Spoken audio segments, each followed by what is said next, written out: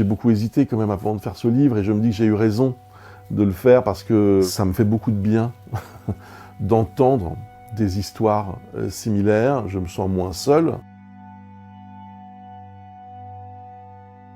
En écrivant ce livre, je me suis replongé dans les jours qui ont suivi la mort de mon père et la mort de ma mère. J'ai l'impression d'avoir appuyé sur un bouton ou d'avoir ouvert une porte, je sais pas, enfin c'est un truc, je reçois des centaines de messages et c'est peut-être plus que ça, c'est peut-être des milliers en fait. C'est incroyable. Parmi les messages que j'ai reçus, je reprends je les ai gardés sur mon téléphone. J'ai Nat qui m'envoie « On a le même âge, j'ai perdu également mes parents coup sur coup, août 2020 pour mon père après un long et douloureux combat contre le cancer, et septembre 2021 pour ma mère. Vos mots sont tellement justes, sidération, peur, retour à l'état de petite fille », écrit-elle.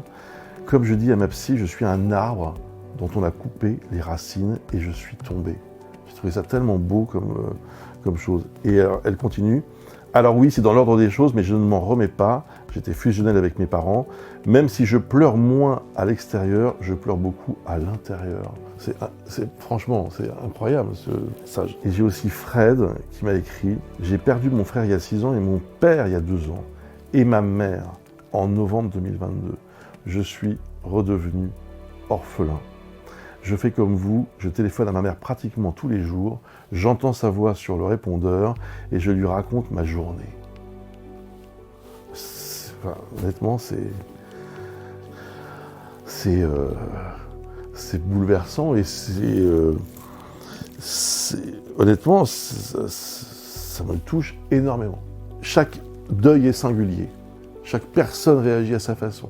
Moi, c'est un témoignage. Je raconte ce que j'ai vécu et j'essaye de mettre en avant ce qui me paraît, ce qui me semble être un peu déconnant dans la société à ce sujet. Et dans mon souvenir, j'avais eu quelques jours, en effet, pour me remettre de tout ça. Et en regardant la loi, précisément, la loi dit 3 jours. Donnons plus de temps. Ne serait-ce que pour gérer cette période post-mort où vous êtes dans un état d'abord de sidération, limite syndrome post-traumatique, organiser les obsèques, gérer tout de suite la paperasse, clôturer un compte en banque, commencer à se demander avec vos frères, vos sœurs si vous en avez, si vous gardez une maison ou pas. Des membres du gouvernement m'ont contacté pour me dire que cette proposition leur paraissait intéressante. Des sénateurs m'ont contacté aussi dans le but d'écrire une proposition de loi. J'ai vraiment envie de me battre pour ça parce que je trouve que c'est un beau combat d'abord et je trouve que c'est une vraie carence